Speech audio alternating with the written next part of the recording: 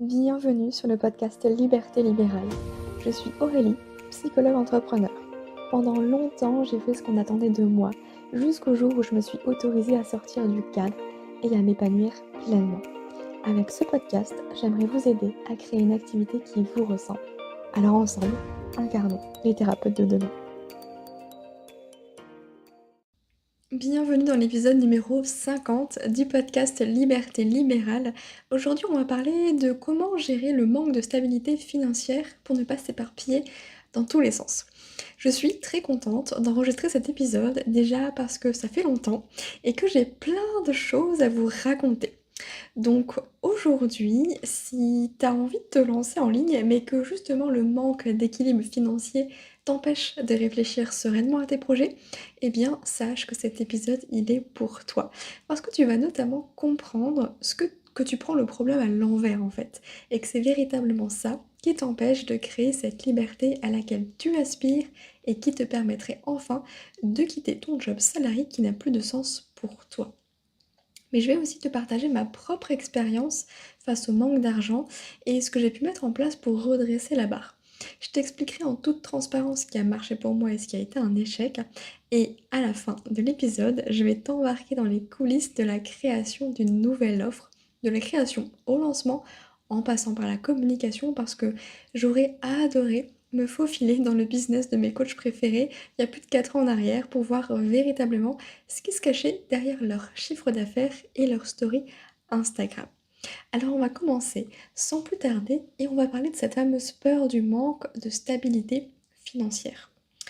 Quand on se lance dans l'entrepreneuriat, on va pas se mentir, la peur du manque, c'est sans doute la peur numéro 2 après celle de ne pas être légitime.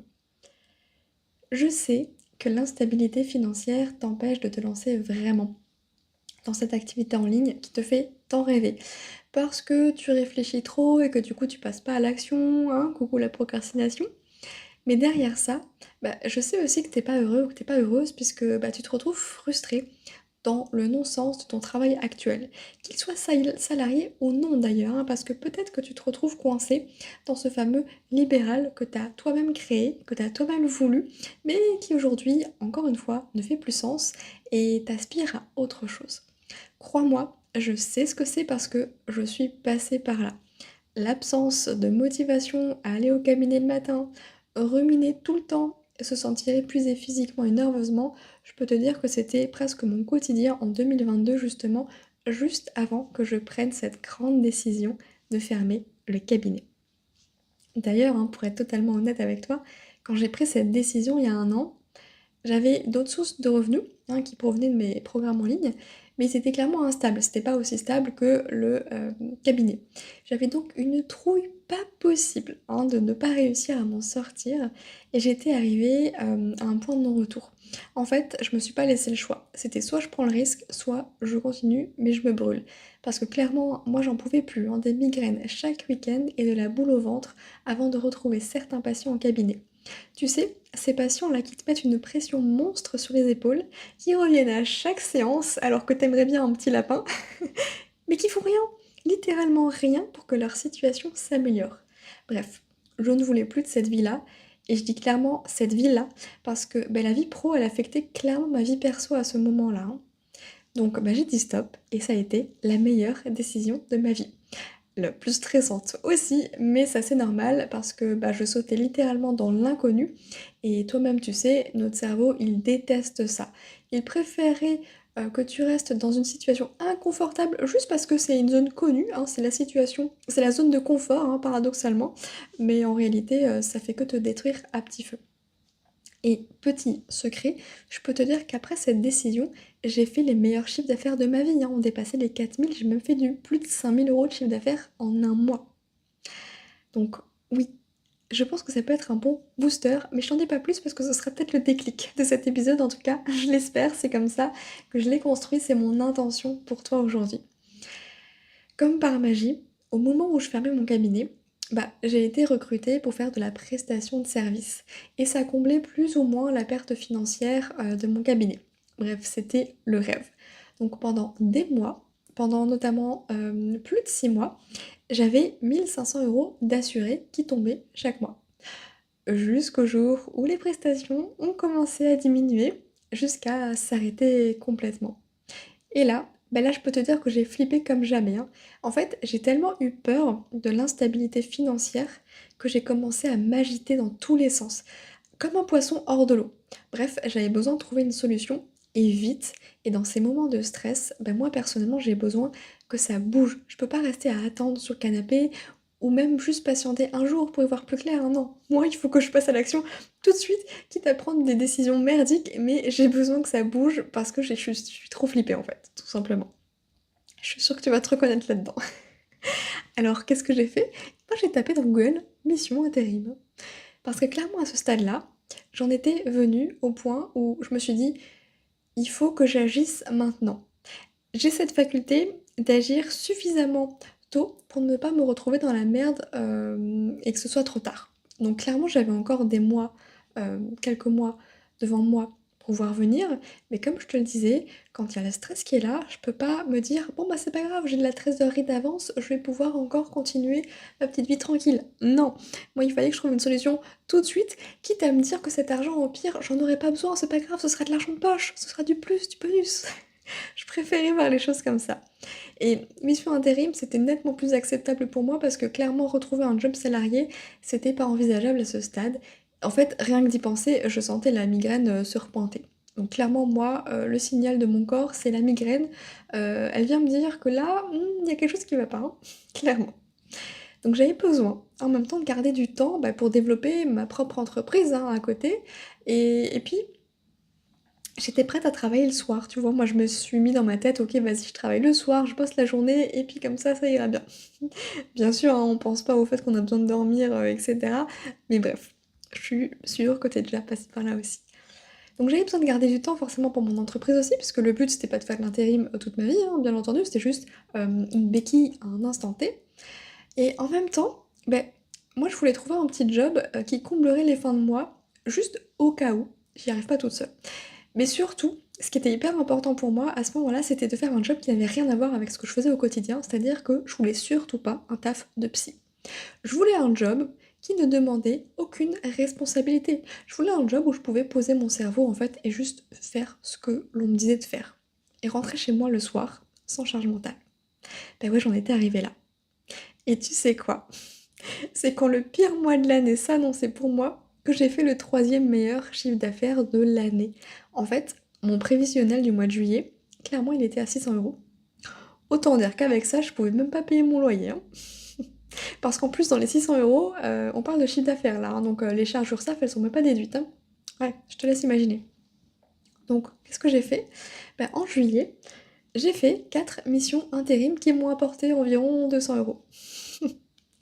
J'en rigole parce que je peux te dire que quand tu dois bosser 6 heures pour toucher 60 €, alors qu'au cabinet, il fallait que 45 minutes pour toucher 70 €. Allez, on va dire 2 heures parce que du coup, faut amortir les charges URSSAF et cetera. Ça te remet les idées en place, hein. Tu veux savoir ce que j'ai fait? J'ai bossé en buvette sur des concerts. Ouais, j'ai fait des frites et des hot dogs. Et entre nous, hein, j'aime la transparence. Mais j'ai bien aimé en fait cette expérience parce que j'adore découvrir les coulisses. Je suis le genre de personne qui est très curieuse. J'aurais voulu faire tous les métiers possibles dans ma vie parce que je peux me passionner pour quelque chose très facilement. Donc découvrir les coulisses d'un concert, je me suis dit: «Mais waouh, mais c'est génial! Allez, je tente». Pourtant, je me suis quand même demandé à un moment donné pourquoi j'avais besoin d'en chier comme ça, hein, pour gagner de l'argent. Parce que je peux te dire que bosser 6 heures en buvette, c'est pas de tout repos, hein. J'ai déjà fait plus de 10 ans dans la vente de prêt-à-porter, plus de 2 ans au McDo. Je sais ce que c'est, hein, ce genre de taf. Mais clairement, c'est comme si j'avais la sensation de devoir travailler dur pour gagner mon argent. Tu vois, c'était comme si j'étais revenue à un stade où, en fait, j'ai fait des chiffres d'affaires incroyables du style 2 400 € en 24 heures et là je me dis: «Putain, faut que je bosse 6 heures pour gagner 60 balles». Mais pourquoi en fait? Pourquoi j'ai besoin de ça? C'est comme si en fait, il y avait cette croyance qui était revenue de faut travailler dur pour réussir et que gagner de l'argent trop facilement, c'est mal, c'est pas possible. Et ça m'a beaucoup questionnée sur mon propre rapport à l'argent et je te partagerai peut-être ça dans un autre épisode parce que sinon ce serait trop long, bref, c'est pas le propos. Mais tout ça pour dire en gros que je comprends, je comprends tellement ce besoin de stabilité financière pour travailler sereinement sur ses propres projets.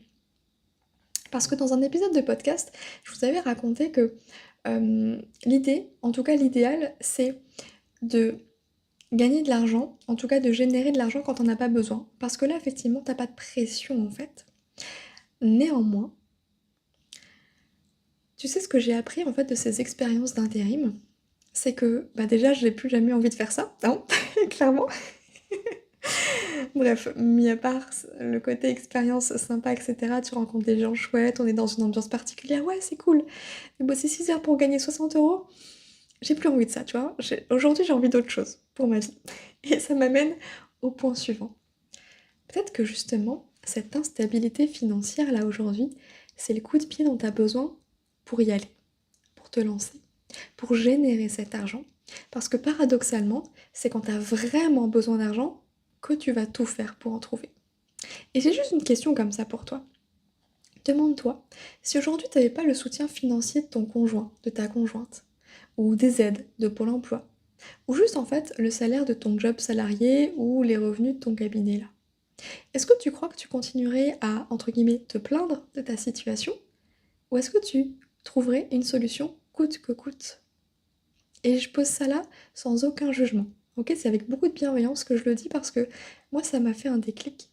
Parce que personnellement pour moi c'est la deuxième solution et je suis sûre que pour toi aussi au fond. En fait, quand t'as pas de plan B, bah tu laisses pas de place à l'échec. C'est impossible que tu n'y arrives pas. Non seulement t'as un mindset de malade dans cette situation, hein, clairement, mais en fait, la procrastination, là, elle t'effleure même pas l'esprit.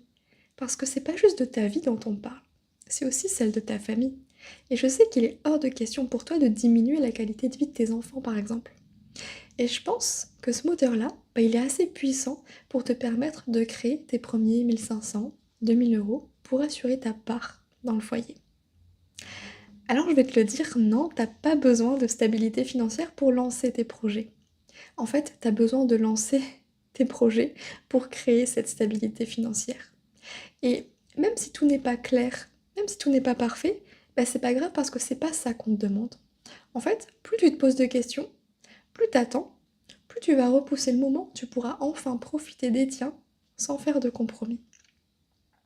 Perso, il y a 4 ans, j'aurais adoré. Enfin, j'avais la stratégie, je comprenais le mindset, etc. Mais il me manquait un truc. En fait, j'avais besoin de voir comment faire. Pas qu'on m'explique comment faire si en 3 étapes, non, non, j'avais besoin qu'on me le montre littéralement. Un peu comme le GPS de niveau 1 de Gad Elmaleh, tu sais. C'est genre, ouais, bah vas-y, c'est celle-là, là, à droite. Oui, celle-ci, pas celle d'après, celle maintenant. En fait, j'avais besoin qu'on me prenne par la main. J'aurais rêvé, à ce moment-là, être une petite souris pour voir le quotidien de ces entrepreneurs qui m'inspiraient tellement.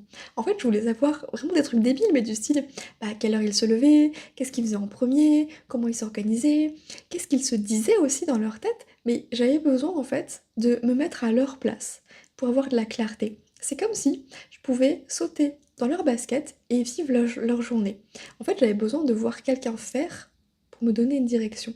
Et en réalité, quand on y pense, bah, c'est assez logique parce que on prend un enfant par exemple. Un enfant, bah, il apprend par imitation. Et l'apprentissage, bah, c'est que ça. C'est de la modélisation à n'importe quel âge en fait. Et le monde du digital, il est tellement flou qu'on est en droit de se demander ce qu'un entrepreneur peut bien faire de ses journées sur son ordi quand nous on a l'impression d'avoir fait le tour là en 2 heures. Et ben tu sais quoi? C'est exactement ce que j'ai décidé de te proposer pendant un mois. De t'emmener dans les coulisses de mon business comme jamais auparavant. Si tu es abonné à ma newsletter et que tu reçois les coulisses du mois chaque premier, je peux te dire que là, ça n'a rien à voir, on va bien plus loin. Parce que ce mois-ci, j'ai prévu de créer une nouvelle offre pour mon activité de perte de poids. Et clairement, je vais pas passer des heures en sous-marin à la créer parce que moi, je veux créer de l'argent tout de suite. Donc je vais t'expliquer ce que je fais, pourquoi je le fais et comment je le fais. Et au lieu de t'expliquer comment je le fais, c'est que je vais te montrer en fait. Tu pourras me poser bien sûr toutes tes questions et je te partagerai mes pensées les plus intimes sans filtre. C'est-à-dire que c'est comme si finalement c'était un journal intime, je te partage mes doutes, mes questionnements, mon auto-coaching, bref, je te partage tout parce que en fait, tout n'est pas toujours tout rose et moi aussi je suis prise par des peurs, des doutes, mais c'est pas ça qui m'arrête. Sinon je serais encore en train de me demander est-ce que j'y vais ou pas. Alors attention, je te préviens tout de suite aussi parce que au programme, il y aura bien sûr de la stratégie, de la communication, du mindset, mais il y aura aussi une part que j'exprime peu, peut-être, et que j'ai très envie de développer parce que ça fait partie de moi et que c'est mon quotidien. C'est cette partie spirituelle. Alors quand je dis spirituelle, je prends des pincettes parce que c'est simplement que moi j'aime bien faire brûler de la sauge, et bah oui, allumer une petite bougie, faire des rituels lors des pleines lunes, des nouvelles lunes, faire de la méditation, tirer des cartes oracle, de tarot, etc. Ouais, ça j'aime bien, c'est mon truc. Et je m'en sers aussi pour mon entreprise. Donc si t'as envie de t'asseoir avec moi sur mon canapé, prends ton café tous les matins avec moi, c'est métaphorique bien entendu, tu peux me rejoindre en fait jusqu'à dimanche soir dans cette nouvelle offre qui est les coulisses de mon business. Jusqu'à dimanche soir, j'ai une offre à moins 50% avec le code FIRST. Et tu peux rejoindre simplement les coulisses à moins 50% parce que j'ai envie de récompenser les premiers arrivés. Je vais pas dire premier arrivé, premier servi, parce qu'il y aurait de la place pour tout le monde, mais clairement, si tu fais partie des premiers, c'est mon petit cadeau pour toi, pour te permettre de passer à l'action. Parce que oui, on a envie de sortir de cette procrastination et l'intention avec laquelle j'ai envie de partager ce programme, c'est juste te montrer que voilà ce qui est possible. Tout n'a pas besoin d'être parfait. Et surtout, en fait, en te montrant mon process, je vais certainement aller chercher un peu tes croyances. Parce que je sais que tu penses peut-être que tu as besoin que tout soit parfait, que tout soit clair, que ton offre soit déjà créée avant de la lancer. Eh bien, c'est faux. Je vais te dire que là, je sais même pas encore ce que je vais mettre exactement dans mon offre pour la perte de poids. Mais je sais que je vais la lancer. J'ai la date, j'ai le titre de la masterclass que je vais préparer. Et tout le reste, ça va aller au fur et à mesure. Et ça, je te le partage pour que tu puisses aussi voir d'autres façons de faire, t'ouvrir à une opportunité, à une possibilité à laquelle t'envisageais peut-être pas. Et c'est juste pour te rassurer aussi, te dire que t'as pas besoin d'avoir des mois pour créer tes premiers revenus en ligne. Tu peux les créer dès demain si tu le souhaites. Donc je te mets tout ça dans les notes de l'épisode. Si tu as envie de nous rejoindre, ce sera avec grand plaisir. Je suis trop animée par cette offre. J'ai trop hâte en fait de vous partager en première, en fait, en avant-première, les coulisses des coulisses. C'est un petit peu ça. Ça va durer un mois, donc c'est vraiment éphémère puisque je vais pas lancer de nouvelles offres tous les mois, enfin qui sait. Mais en tout cas, ça va vraiment être l'opportunité de suivre un petit peu tout ce qui se passe pour moi. Peut-être de loin, mais si t'as envie d'être active aussi, de poser peut-être des actions en même temps, ça c'est toi qui vois. Mon but c'est juste que tu puisses sortir de ta tête et passer à l'action. Sortir de ce blocage, de la procrastination et aller déverrouiller toutes ces croyances finalement, toutes ces croyances limitantes qui t'empêchent de te lancer. Donc on va aller faire ça ensemble et je t'autorise à m'imiter. Je voudrais être ton modèle en toute modestie lors de ce petit parcours-là, savoir aller dans un groupe privé Facebook. Voilà, on fait ça en toute légèreté, avec beaucoup de plaisir, donc j'ai trop hâte de te retrouver. Si ça t'intéresse, je te mets toutes les notes dans l'épisode. Mais sache que s'il y a un truc à retenir de cet épisode de podcast, c'est que t'as pas besoin de stabilité financière pour lancer tes projets, t'as besoin de te lancer pour la créer, cette stabilité financière. Ok?